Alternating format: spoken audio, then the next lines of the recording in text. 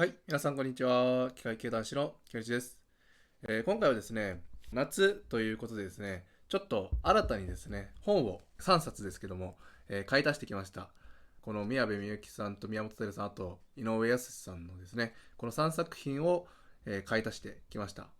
で、なんでですね、今回僕が本を買い足したかっていうことなんですけども、実際にですね、僕まだね、積んどく本がこんだけいっぱいあるんですよ。ここがね、全部積んどく本。今年の初めかな。去年買ったやつもまだ残ってたりしますけども、メルビルさんの白芸とか、あとはね、道尾修介さんのひまわりの咲かない夏とか、あと柴良太郎さん燃えよ剣とかね、そこら辺はね、いろいろ買ってみたんですけども、ちょっとね、最近ですね、宮本照さんと宮部みゆきさんにハマってしまってましてですね、このお二方の作品をね、もっと読みたいと思って、今回買い足してきたわけなんですよ。ついでっていうわけじゃないんですけども、この井上康さんっていう方ですね、これなんか名前だけは僕も知ってるんですけども、どういう人かって全然知らないですし、読んだこともないんですよ。で、このね、アスラの物語っていうのが、結構有名な作品なのかな。ちょっとね、ここら辺も読んでみたいなと思ったので、井上康さんも、買ってきました。やっぱりね、この宮本照さんですね、この前、泥の川と蛍川ってのをね、読み終えたばかりなんですけども、こちらのですね、この作品を読み終えたばかりで、やっぱりね、宮本照さんはいいなと、すごい僕の好みに合ってるなってことで、今年はちょっと宮本照さんとか宮部みゆきさんの年にしたいと思って買い足してきたわけなんですよ。なので読むスピードはね、そんなに速くないんですけども、ちょっとね、その年ハマると、同じ作者さんのね、作品をもっと読みたいと思って、ついつい買い足してしまったりもするんですよ。ただ、そうは言ってもですね、意外と今年はね、読むペースが結構いいペースなんですよ、今のところ。今もうすでに2024年も6月が終わって7月の中旬になってしまいましたけども、現在までに僕がね、読んでる本ってのが、こちらになるんですよ。一応ね、本の冊数で言うと18冊読んでる現状なんですけども、1月の初めですね、去年の末から読んでる作品、同志少女を敵を撃てとかがあって、あとはね、読み物じゃないものですね。読み物じゃないっていうと変ですけど、小説じゃないものとか、量子コンピューターとか、バビロン大富豪の教えとかですね、あと具体抽象トレーニングとか、ここら辺はね、小説っていうくくりではないので、こちらのですね、4作品を抜くと大体14冊ぐらいですね。今、現在すでにこちらの宮部みゆきさんの貨車をですね、貨車っていうイントネーションなのか、それとも貨車なのか、ちょっとよくわかんないですけど、こちらね、今現在すでに読んでるんですけども、なのでね、今年の、毎年ね、目標にしてる、大体ね、月に2冊ぐらい読もうっていうペースはね、一応守れてる状態なんですよね。なので、このペースだったらね、もっともっといろんなものを読めるかなと思って、今回こちらのね、3作品を買い足してきました。はい。でですね、それぞれのね、簡単な紹介に行きたいと思うんですけど、まずですね、僕にとって初めての井上康さんのアスナロ物語ですね。このタイトルの意味というのはですね、アスナロっていうね、ヒノキに似た木があるんですよ。でもヒノキじゃないんですよね、このアスナロっていう木は。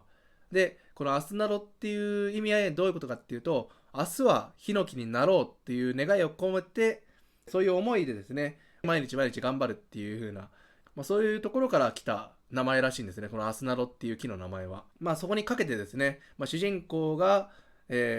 日はどういうものになっていくか、何になっていきたいかっていうのですね、その成長とかいろいろとね、経験を得て人が成長していく様を見れる作品らしいんですね。で、ちょっとね、その感想をね、読書メーターとかで感想を読んでみて、印象に残ったところがあって、多分ね、これね、本文の抜粋だと思うんですけども、主人公がですね、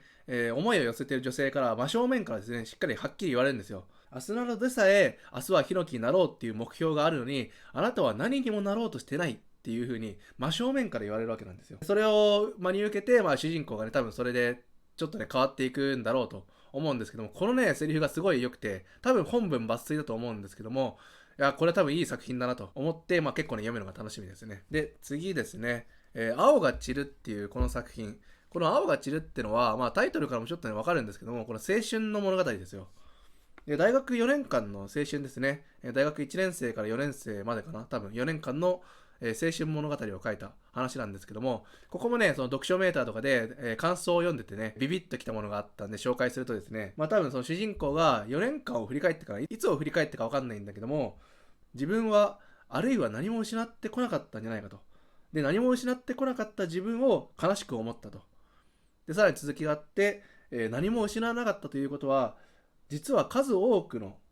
かけがえのないものを失ったのと同じじゃないかっていうふうに、多分主人公が回想するのかな、気づくようなシーンがあるらしいんですけども、このね、一文がすごい良くて、何も失わなかったってことは、それと同等の多くのものを失ったと同じだというふうに書かれてるのがね、これね、まあなんかその逆説的な話みたいなね、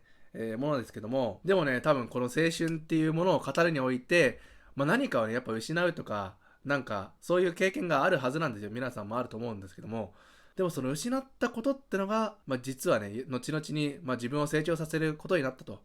いうふうに気づく瞬間がね、多分大人になってからあると思うんですけど、いや、そこら辺をね、描いてるのはやっぱりね、まあ、宮本照さん様々だなって思って、もう絶対いい作品だなってのが、まあ、今からね、わかるので、これもね、すごい読むのが楽しみですね。で、最後ですね、宮部みゆきさんの、貨車、こちらですけども、まあ、これね、ミステリー小説なんであんまりね、内容は言えないんですけども、ちょっとね、これ裏のね、文句を読んで、最近ね、読んだ本にすごい酷似してたんですよ。ここから予測する内容はですね、これがですね、まあ、その婚約者、女性の方がですね、失踪するんですね。足取りを消して失踪してしまうんですよ。で、それをまあ追っていくっていう話なんですけども、つい最近読んだね、辻村瑞希さんの、こちらのね、傲慢と善良ですね。これもね、婚約者が失踪する話なんですよ。で、まあそれを主人公自身が、婚約者自身が、追っていくって話なんですけども、こっちはですね、刑事さんが追っていく話らしいですね。だからこれね、すごい似てるなって思ったんですけども、実際ね、読書メーターとかで見てみると、これはね、意外とね、中身は全然違うと。こっちはまあ、現代のマッチングアプリ、恋愛の結婚の話ですけども、こっちはまあ、ちょっとね、裏があるというか、秘密にしてたことがあって、まあ、それがね、何なんだろう。結婚によって、そのほころびが出ちゃったから失踪したのか、それとも婚約者にバレたから自分の裏があるってことがバレたから失踪したのかちょっとよくわかんないんですけども、まあ、ここら辺もねミステリー小説なんで楽しみながら読んでいこうかなと思います。なのでですね、まあ今年結構ね、その3作品も、